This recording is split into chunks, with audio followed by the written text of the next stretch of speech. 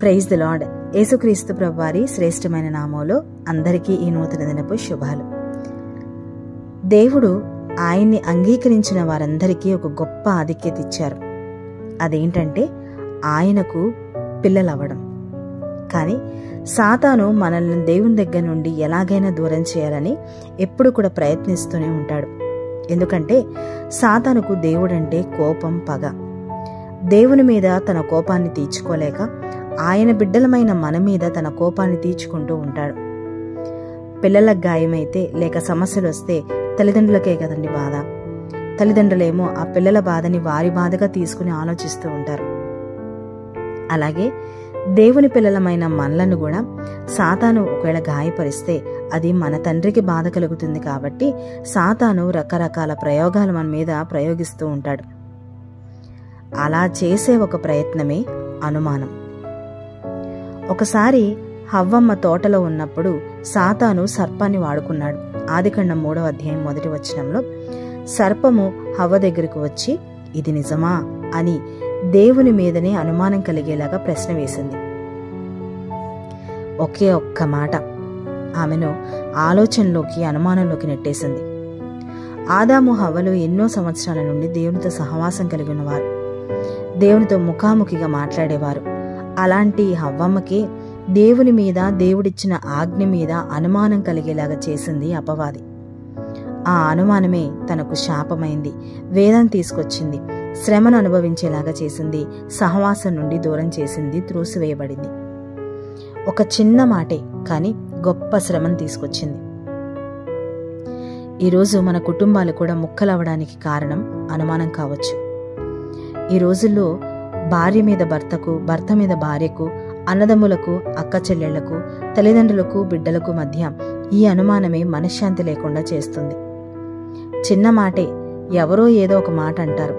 వారే ఉద్దేశంతో అంటారో మనకు తెలియదు.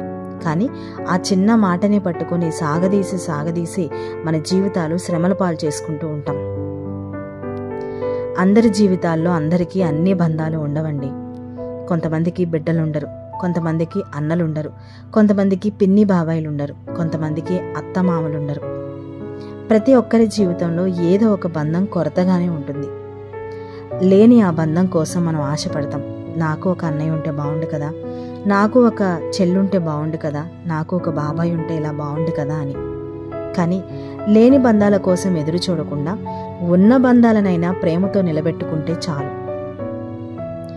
ఉన్నవారిని ఏదో ఒక అనుమానం, ఎవరో చెప్పిన మాట పట్టుకొని దూరం చేసుకుంటూ ఉంటాం.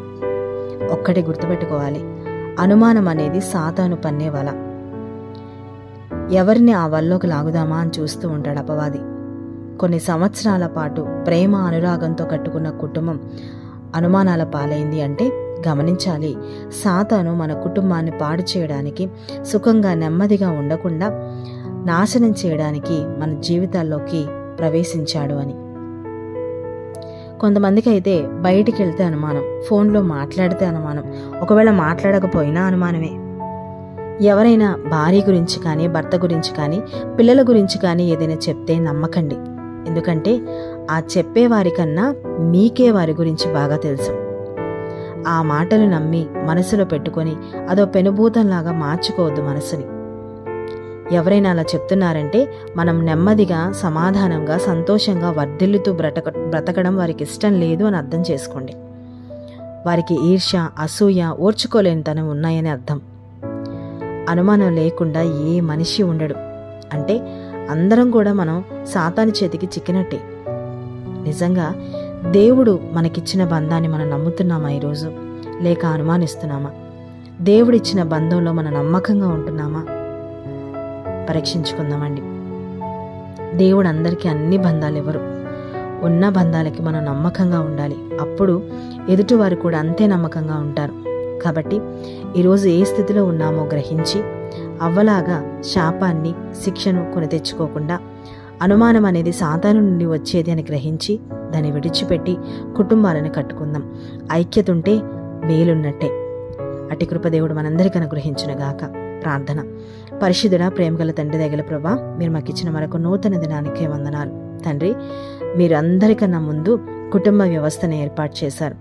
ఒకరికొకరి నమ్మకం కలిగి ఉండాలని మీరు మా జీవితాల్లో ఏ ఏ బంధాలనైతే మాకు ఇచ్చారో అయా వారిని కొన్నిసార్లు అనుమానంతో ఎవరో చెప్పిన మాటలు మనసులో పెట్టుకొని చిన్న చిన్న వాటికే గొడవలు, చిన్న చిన్న వాటికే అల్లర్లు చేసుకుంటూ దూరం చేసుకుంటున్నాం. దేవా, మీరు మాకే బంధాలనైతే ఇచ్చారో ఆ బంధాల్లో మేము నమ్మకంగా ఉండడానికి సహాయం చేయండి. ఆ నమ్మకంతోనే ఎదుటి వారిని కూడా మేము గెలుచుకోవడానికి సహాయం చేయండి తండ్రి. ఇదిగో తండ్రి, అనుమానం అనేది సాతాను వేసే ఒక వల అని మాకు అర్థమవుతుంది. అవును ప్రభా, అయా రకరకాల మాటలు వినబడుతూ ఉన్నప్పుడు వాటిని ఏం నమ్మాలో ఏమి నమ్మకూడదు, ఏది మేము స్వీకరించాలో ఏది వదిలేయాలో తండ్రి, ఆ విచక్షణ జ్ఞానాన్ని ప్రతి బిడ్డకు మీరు దయచేయండి తండ్రి. మా కుటుంబాలను మేము కట్టుకోగలగడానికి సహాయం చేయండి. తగ్గింపు జీవితాలు దయచేయండి, ఓర్పును దయచేయండి, సహనం దయచేయండి. అయా గొప్ప కృపతో మీరు నింపి నిలబెట్టమని వేడుకుంటున్నాం. ఈ ప్రార్థనలో ఏకీభవిస్తున్న ప్రతి కుటుంబాన్ని మీరు పేరు పేరున జ్ఞాపకం చేసుకుని తండ్రి, కుటుంబాన్ని సమృద్ధితో, సంతోషముతో, నెమ్మదితో, సమాధానముతో ఉంచమని యేసుక్రీస్తు ప్రభువారి ఘనమైన నామములో అడిగి వేడుకొని ప్రార్థించి పొందుకుని ఉన్నాము తండ్రి. ఆమేన్.